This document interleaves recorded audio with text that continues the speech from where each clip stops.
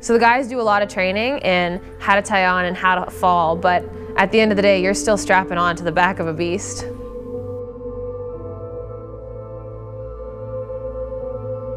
Do anything but think about bull riding. Just do your own thing. Your body, you've been on it enough. Your body's gonna take over. You don't have a whole lot of time to think right off the bat, so I try to think about anything but, and then when I get there, just tie my hand in and just let my body take over.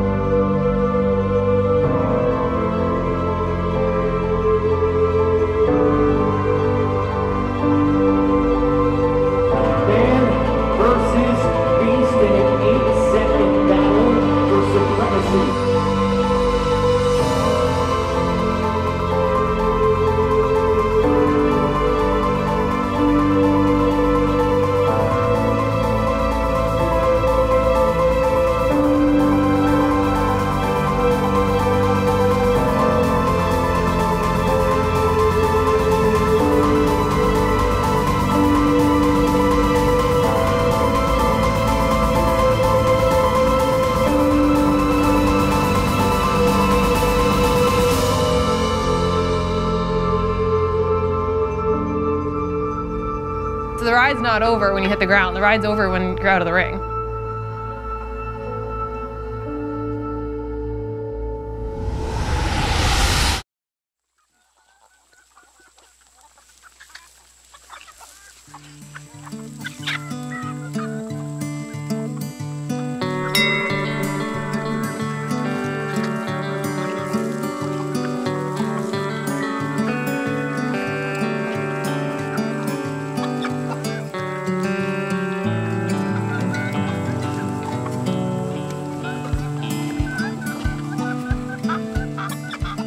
I was born on the farm and I've been doing it 31 years now. I rode bulls from 2008 to 2000. I got hurt real bad in 2015 and I haven't been on since, but I've always calf roped too. So I kind of, once I quit bull riding, took calf rope more serious, and that's what I do now.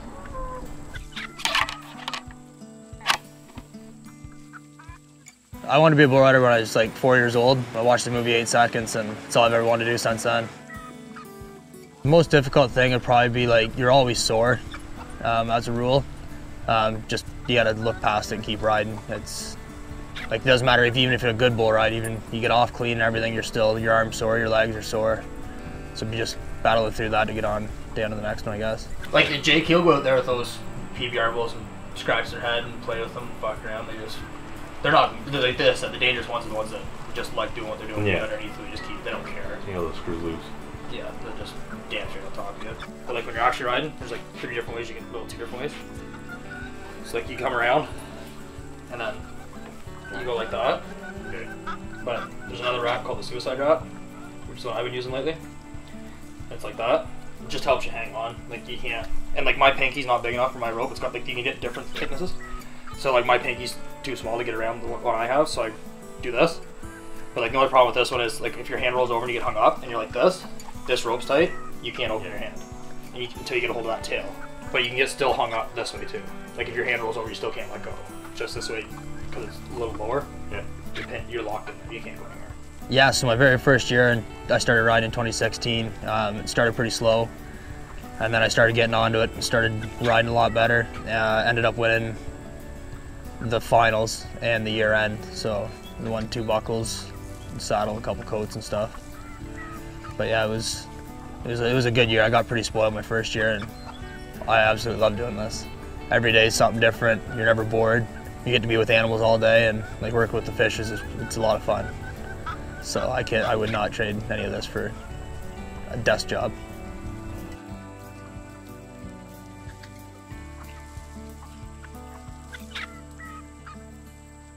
So I'm originally from Australia. Grew up on a ranch or a farm over there. Started riding bulls when I was about 11, 12.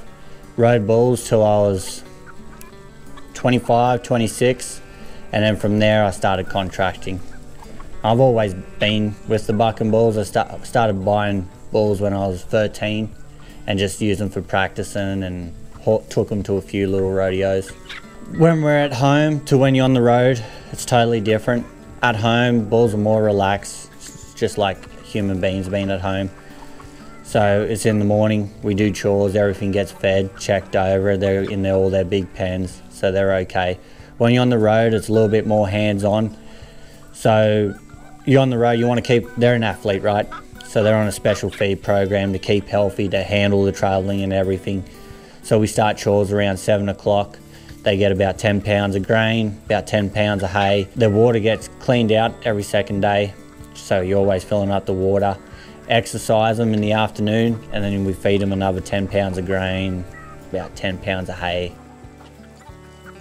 The rodeo family is huge. It's fun because you don't see each other like all winter, you don't see each other, you only see each other at that event, but everybody is there, especially the bull riders. They're all there to like help each other and to help each other tie on. And one of the things that I found really impressive about this event is it was the first event of the season for a lot of the guys, and they didn't take a lot of time in the shoots. I was telling Emerson, sometimes the guys when they're sitting in there like tying on, they take a long time, but at that event it was just like all hands on deck, we're getting you tied on, we're getting you out.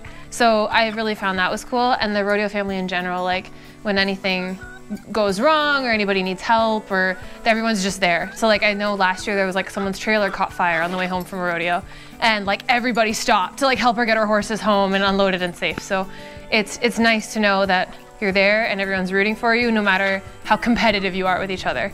They're there and they want you to succeed. So.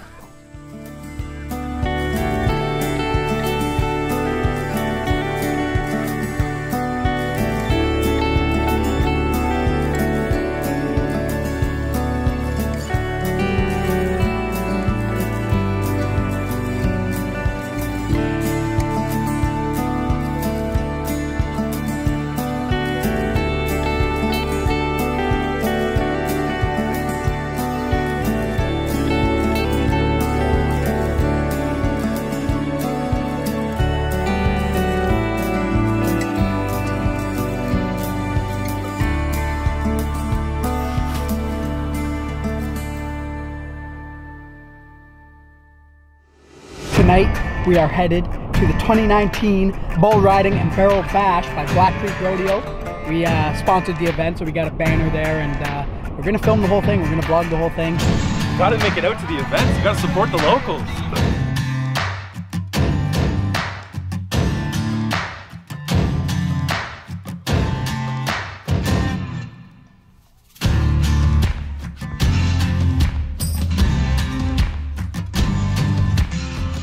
Saturday night, this is the inaugural performance of Pro Rodeo with Black Creek Rodeo Company of Metcalfe, Ontario.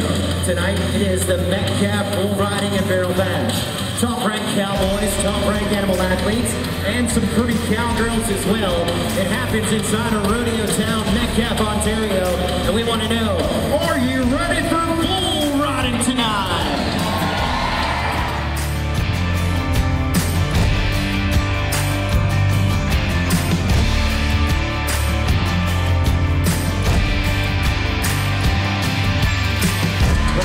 Sport is bull riding, and we want to know, are you ready to bull ride on a Saturday night?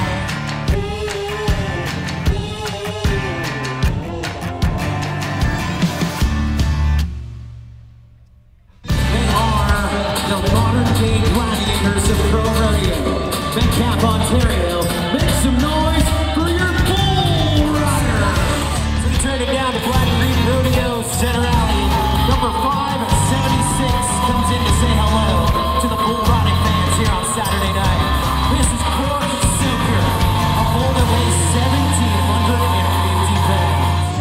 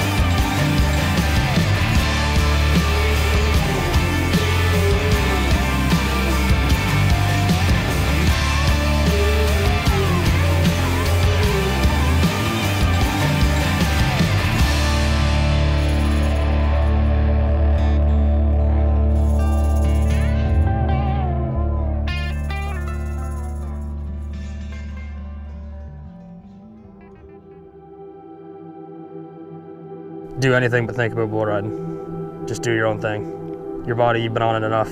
Your body's gonna take over. You don't have a whole lot of time to think right off the bat, so I try to think about anything but, and then when I get there, just tie my hand in and just let my body take over. I try not to be superstitious, because one thing happens and it throws you right off, so I try to just do this every day. Like if I put my left boot on one day, I guess try to mix it up, do the exact opposite the next day.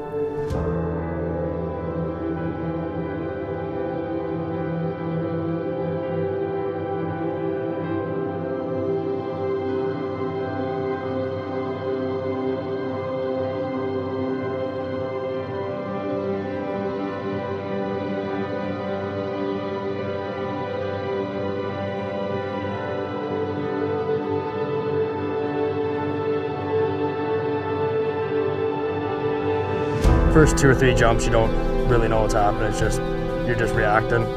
After that, it starts to slow down, and then you start getting into a rhythm and a little bit of timing and movement. And hopefully you make it to the 8 when you can pull your tail and jump off. When you get bucked off, they kind of put you where you're gonna go. You don't really have much of a option to tuck and roll or something sometimes. So hopefully you can buck off and then, or jump off and land your feet and walk out of there, but it doesn't always happen.